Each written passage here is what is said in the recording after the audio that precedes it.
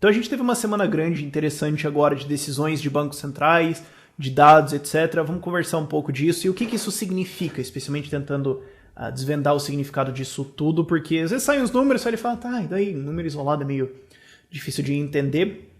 A primeira coisa que aconteceu foi quarta-feira, reunião do Banco Central americano para decidir a taxa de juros do país.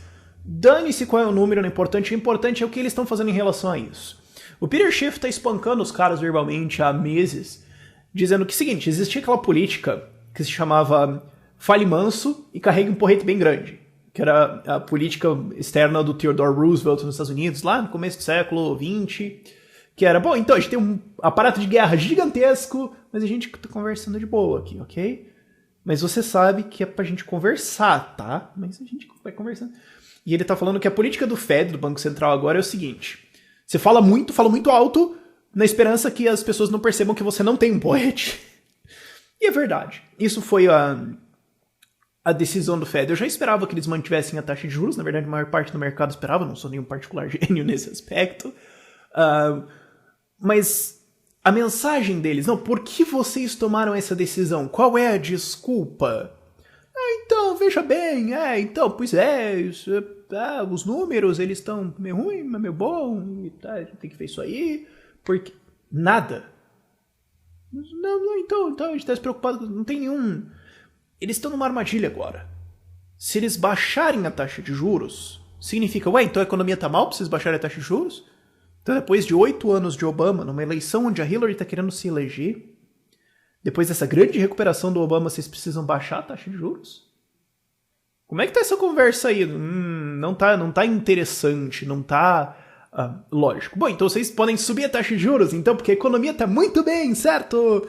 Não, vocês não estão subindo. Por quê? 8 anos de Obama, a economia devia estar muito bem, certo? Se foi a grande recuperação dos democratas. Não, nada. E eles não conseguiram passar nenhum tipo de confiança. Grande pergunta, bom, o que vocês vão fazer agora? Então tem que ver isso aí. Foi a grande resposta disso.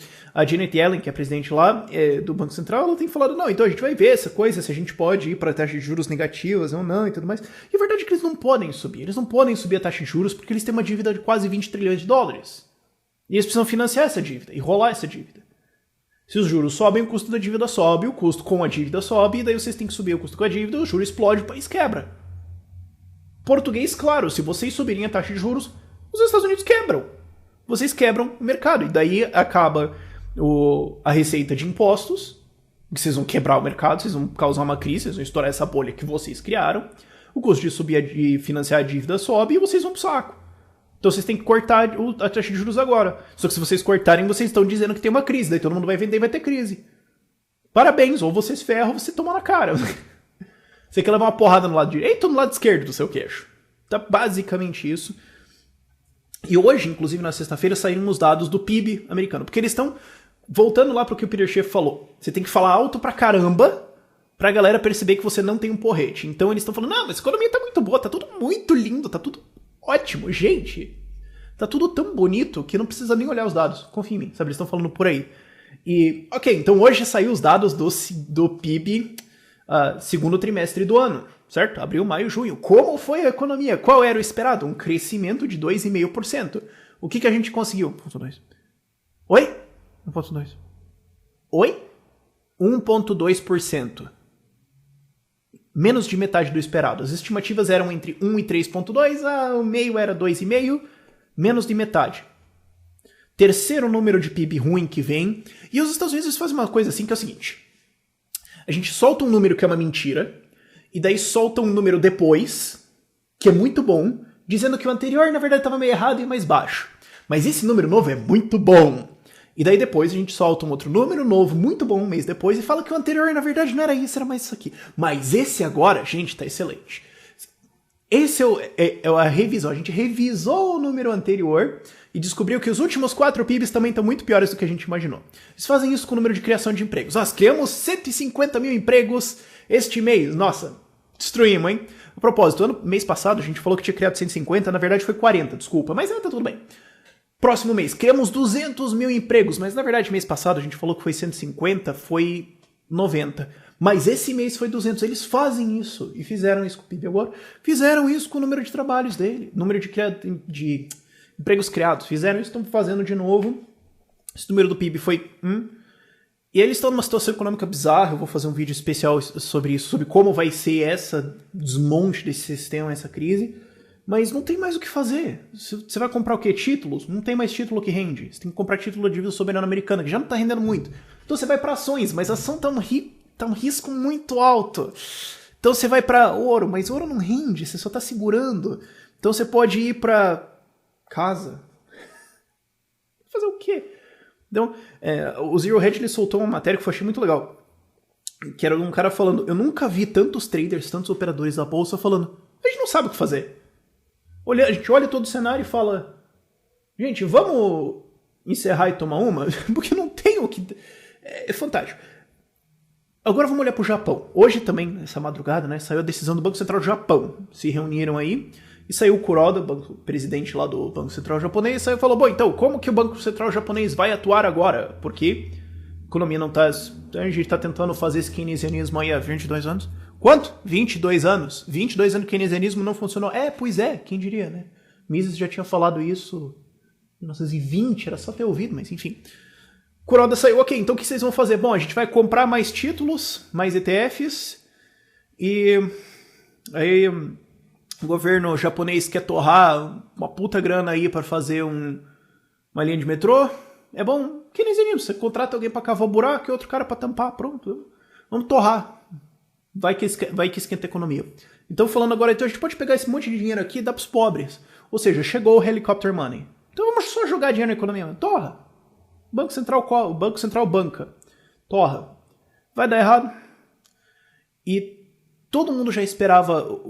Esse negócio do banco japonês era esperado. Bom, então agora a gente está em estagnação, né? O Japão não vai para frente. Quantitative easing não funcionou. E aí, vamos ter helicopter money?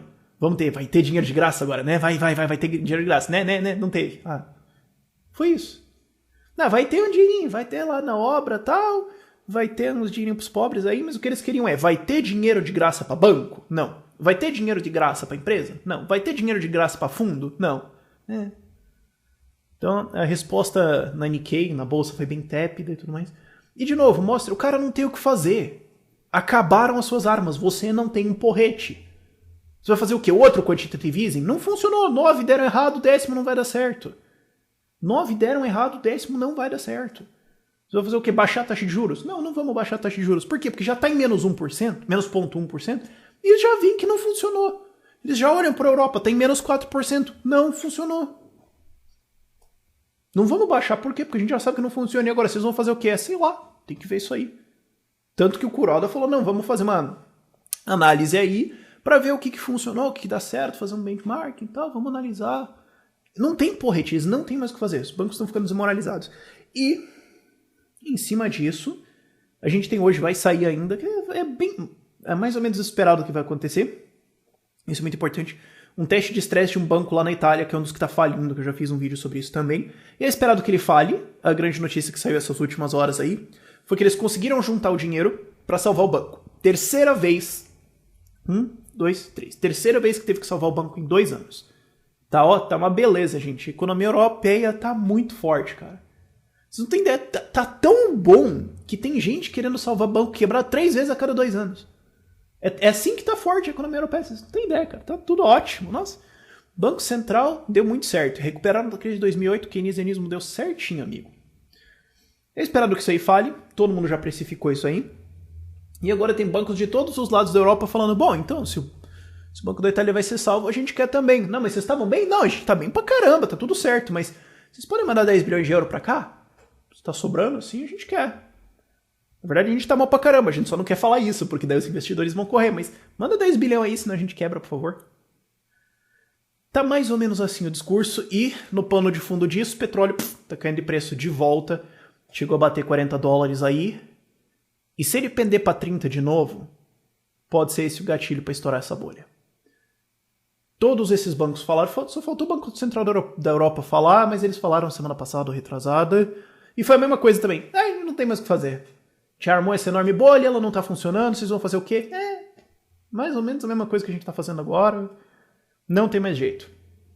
O próximo passo lógico é óbvio, helicopter money, dá dinheiro, torra $1 trilhão aí, vai que funciona na economia.